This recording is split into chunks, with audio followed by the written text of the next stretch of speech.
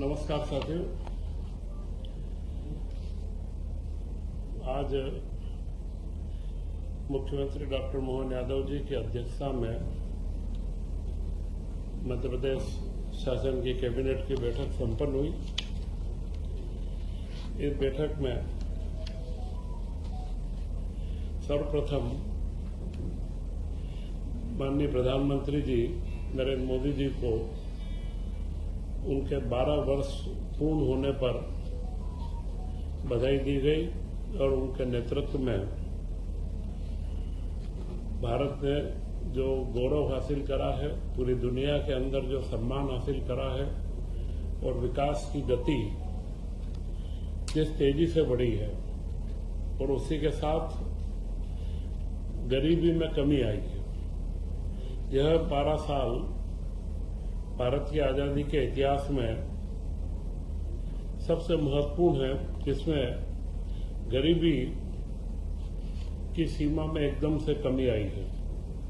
27-28% से घटकर के 5% के करीब गरीबी का आना, यह भारत के लिए बड़ा महत्वपूर्ण एक सूचकांक है। इस संदर्भ में मध्य प्रदेश सरकार के द्वारा भी 5 तारीख से प्रधानमंत्री पूर्ण होने पर विभिन्न आयोजनों का पर्यावरण संरक्षण, स्वच्छता अभियान व जन कल्याणकारी कामों को आम लोगों तक शासन उनके दरवाजे पर जाए, ऐसे शिविर आयोजित करके और इस 12 वर्ष के उपलक्ष्य में हम लोग आगे बढ़ रहे हैं। और इसी के तहत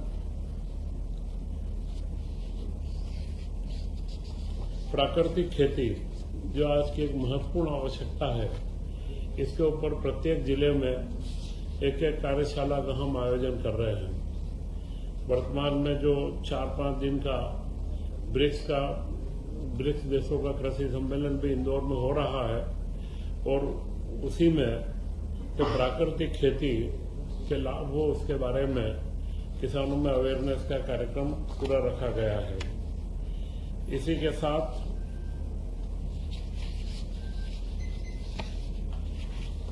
भारत, लैटिन अमेरिका और कैरेबियन देशों के साथ में एक सेमिनार इंदौर में आयोजित हुआ, जिसमें मुख्यमंत्री जी ने स्वयं वहां उपस्थित रहे। वहां के कई उद्यमी और वहां के सरकार के प्रतिनिधियों के साथ में चर्चा हुई और सबसे महत्वपूर्ण ये रहा है कि 3,800 करोड़ का निर्यात मध्य प्रदेश से लैटिन अमेरिकन देशों को हुआ है, जिसमें फार्मास्यूटिकल का विशेष योगदान है। और यह इसकी वृद्धि 19% की वृद्धि पिछले वर्षों की तुलना में हुई है। यह एक बड़ा महत्वपूर्ण उपलब्धि मध्य प्रदेश को, जो हमने उद्योग वर्ष के रूप में मनाया और उद्योगों पर जो फोकस हुआ, उसमें यह उपलब्धि प्राप्त हुई है। सोलर रूफटॉप, जो प्रधानमंत्री जी की सूर्य घर योजना है, सूर्य घर योजना आम मध्यम परिवारों को लंबे समय का लाभ देने का तो एक कार्यक्रम है ही, परंतु हमारी नवकरणीय ऊर्जा को घर घर तक ले जाना और इसको जन आंदोलन बनाने का कार्यक्रम है। मध्य प्रदेश में हम 2 लाख घरों तक जा चुके हैं और पूरा प्रयास है कि अधिकतम घरों के अंदर हम लोग आगे बढ़े। इसी के साथ मुख्यमंत्री जी ने सभी मंत्रियों से आग्रह करा है कि जो स्थानांतरण की पॉलिसी आई है, उसमें सारे ट्रांसफर के कार्य जो हैं वे निश्चित समय सीमा में, मतलब 15 जून तक पूर्ण कर ले।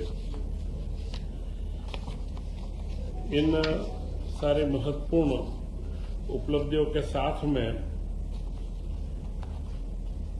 मध्य प्रदेश में कैबिनेट ने 2-3 बड़े महत्वपूर्ण निर्णय करे हैं। उसमें पहला निर्णय है भोपाल मेट्रो रेल का। भोपाल मेट्रो रेल की परियोजना 2016 में बनी थी और इसके बाद इस योजना की उस समय मूल लागत 6,941 करोड़ रुपए थी।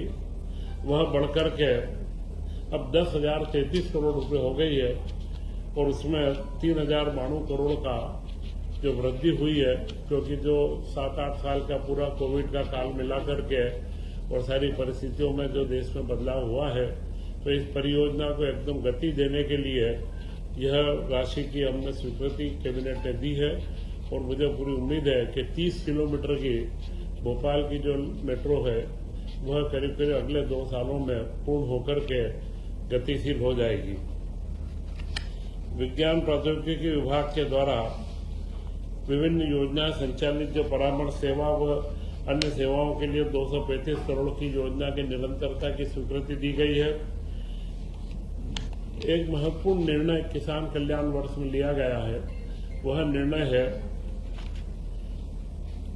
किसानों के लिए जो कपास में मंडी शुल्क लगता है, वह मंडी शुल्क अभी 1 रुपया प्रति 100 रुपये के ऊपर या 1% लगता है।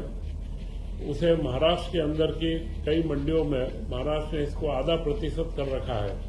इससे हमारे सीमावर्ती बुरहानपुर, खंडवा और निमाड़ के जिलों की सारी जो जिनिंग फैक्ट्रियां हैं उनके लिए यह महंगा पड़ता था। और उसका कारण ये होता था कि महाराष्ट्र में किसान माल ले जाके दूर तक महाराष्ट्र तक जाना पड़ता था। तो मध्य प्रदेश सरकार ने भी अभी निर्णय करा है कि हम हमारे यहाँ पर मंडी शुल्क उसका आधा टका करेंगे। तो अब 0.5% मंडी शुल्क होने से मध्य प्रदेश के किसानों का जो कपास है वह मध्य प्रदेश की ही जिनिंग फैक्ट्रियों के अंदर प्रोसेस होगा। यह एक वैल्यू एडिशन का जो कार्य होता है और हमारे यहाँ के उद्योगों को प्रोत्साहन देना और किसानों को सहूलियत तक बढ़ाने का एक कार्य है। इसी के साथ में एक निर्णय और किया गया है कि मंडी शुल्क जो सामान्य दूसरी जिन्स है उन सबके ऊपर अभी मंडी शुल्क 1 रुपया लिया जाता है। 100 रुपये पे 1 रुपया 1% का मंडी शुल्क है। यह पूर्व में 4-5 वर्षों पूर्व यह 2000 के इसमें 4-5 वर्ष पूर्व यह 1.5% था। बीच में इसे घटा के 1% किया गया, परंतु इसे पुनः 1.5% किया गया है और जिससे 800 करोड़ के करीब आमदनी होने की संभावना है। और इसमें जो पूर्ववर्ती कंपोनेंट थे कि जिस तरीके से किसान की सड़क निधि, किसानों की जो अंदर सड़कें बनना है, तो इसमें जो 50 पैसे बढ़ेगा, 20 पैसे और 10 पैसे मंडी अधोसंरचना किसानों के उपयोग के लिए है। ऐसा 30 पैसा उसमें लगेगा। और उसके साथ में गौ संवर्धन के लिए करीब 12 पैसे की राशि और कृषक जीवन कल्याण योजना में 2 पैसा और प्रचार प्रसार में 2.25 पैसा और वह कृषि अनुसंधान के लिए 4.25 पैसा या 1.5 रुपये में से सारे कृषक कल्याण और कृषि के विकास या ग्रामीण क्षेत्रों के विकास के अंदर पूरा खर्च किया जाएगा। तो यह एक महत्वपूर्ण निर्णय इस कैबिनेट के अंदर लिया गया है। तथा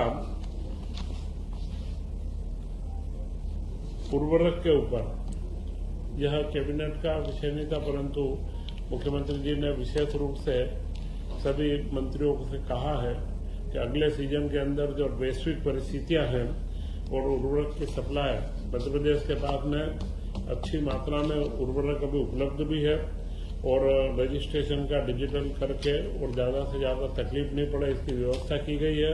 परंतु हर जिले में एक नोडल ऑफिसर नियुक्त करके और हर विधायक व मंत्री के साथ में उसका संपर्क बना रहे और किसानों को कम से कम कोई तकलीफ नहीं हो, उसके बारे में उर्वरक की चिंता अभी से करने के लिए सभी मंत्रियों से भी आग्रह किया है। वह प्रशासन ने भी इस बारे में अपनी पूरी व्यवस्थाएं उर्वरक की उपलब्धता अगले सीजन के लिए उपलब्ध रहे, इसके बारे में व्यवस्था की गई है। आज के ये सारे महत्वपूर्ण निर्णय मैंने आपके समक्ष रखे हैं और मध्य प्रदेश के विकसित मध्य प्रदेश जो विकसित भारत की परिकल्पना 2047 की है, उसमें विकसित मध्य प्रदेश के लिए नीति आयोग की एक बैठक है। उस बैठक में भी मुख्यमंत्री का जाना प्रस्तावित है। तो यह एक महत्वपूर्ण रूप से जो हम गरीब कल्याण, नारी कल्याण के कामों में आगे लगे हैं, मध्य प्रदेश की भूमिका उसमें रेखांकित की जाएगी। जय हिंद, जय भारत। शुद्धता और गुणवत्ता की पहचान मारुति नवरत्न ज्वेलर्स। सोने चांदी के राशि रत्नों के विक्रेता प्रोप्राइटर संतोष सोनी, अभिषेक सोनी। हमारा पता है कोतवाली रोड, 3 बत्ती, सागर, मध्य प्रदेश। संपर्क करें 9826459730 और 9826275535।